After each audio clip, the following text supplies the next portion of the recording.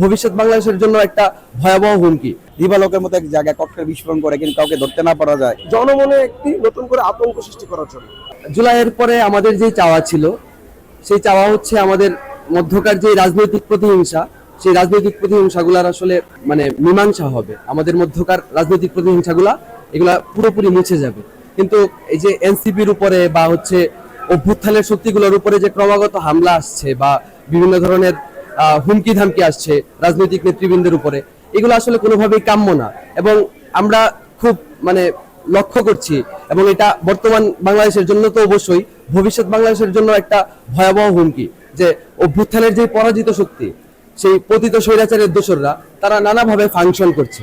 এবং এই ফাংশনিং এর সুযোগটা আসলে আমাদের যে বর্তমান রাজনৈতিক নেতৃবৃন্দ, আমি যদি বলি যে এনসিপি, জামাত বা হচ্ছে বিএনপির মতো রাজনৈতিক দলগুলো, তারা আসলে এই ফাংশনিং এর যে সুযোগটা সেটা তৃণমূল পর্যন্ত তারা দিয়ে রাখছে। এর কারণে হচ্ছে এই ধরনের যেই ঘটনাগুলো ঘটছে, এই ঘটনাগুলো আসলে ভবিষ্যৎ রাজনীতিকে আরো বেশি টালমাটাল করে তুলবে। এবং অভ্যুত্থানের পরে আমরা দেখেছি যে দেশে এক ধরনের গৃহযুদ্ধ সম পরিস্থিতি তৈরি হয়েছে, নানাবিধ বিভাজন তৈরি হয়েছে আমাদের মধ্যে। এই বিভাজনগুলোকে যদি আমরা কাটিয়ে উঠতে না পারি, এই প্রতিহিংসাগুলো থেকে যদি আমরা বের হতে না পারি, তাহলে আদতে বাংলাদেশ, ভবিষ্যৎ বাংলাদেশ আমরা যেরকম চেয়েছিলাম, আমাদের অভ্যুত্থানের যে আকাঙ্ক্ষাগুলো ছিল, সেগুলো থেকে আমরা ক্রমাগত আরো সরে যাব। আমাদেরকে এরকম কোনো ভয় দেখে আতঙ্কিত করে কোনোভাবেই আমাদের যে জুলাই আকাঙ্ক্ষা সেখান থেকে সরানো যাবে না।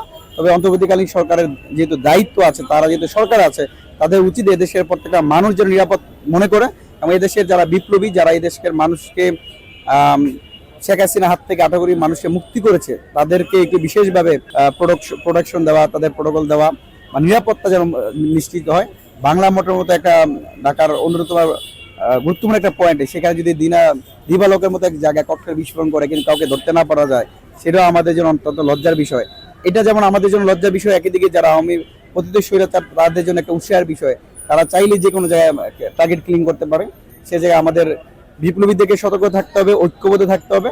তাহলেই আমরা যে জুলাই আমাদের ঐক্যবদ্ধতার প্রতীক হিসেবে দাঁড়িয়েছে, সকল প্রকার সমস্ত বাধা বিপত্তিকে অতিক্রম করে আমরা শেখ হাসিনাকে পতন করতে পেরেছি, তাহলে এগুলো আমাদের কাছে কিছুই না যদি আমরা ঐক্যবদ্ধ থাকতে পারি। আমরা দেখেছি যে 5 আগস্টের পরবর্তী অনেক আওয়ামী দোসরদেরকে এদেশ থেকে পালিয়ে যেতে সাহায্য করা হয়েছে, এবং নিশ্চয়ই আমি মনে করি যে এই ক্ষেত্রে আমাদের যে রাষ্ট্রযন্ত্র আছে তার একটা ব্যাপক দুর্বলতা আছে।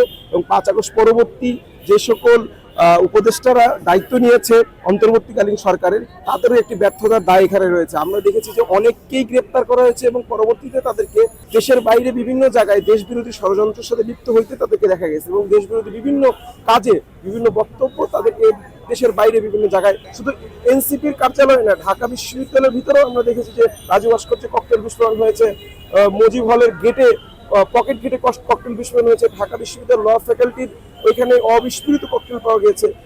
এবং এর কোনোটারই কিন্তু কোনো ধরনের বিচার, কোনো ধরনের অপরাধীদের চিহ্নিত করা হয় নাই। আমরা বারবার দাবি করেছি যে সিসিটিভি ফুটেজকে অ্যানালাইসিস করে যারা এই কাজগুলো করেছে, ক্যাম্পাসে বারবার শুধু ক্যাম্পাস এবং এনসিপির কার্যালয়ের সামনে যারা এই কাজগুলো করেছে তাদেরকে চিহ্নিত করা হোক এবং তাদেরকে দ্রুত বিচারের আওতায় আনা হোক।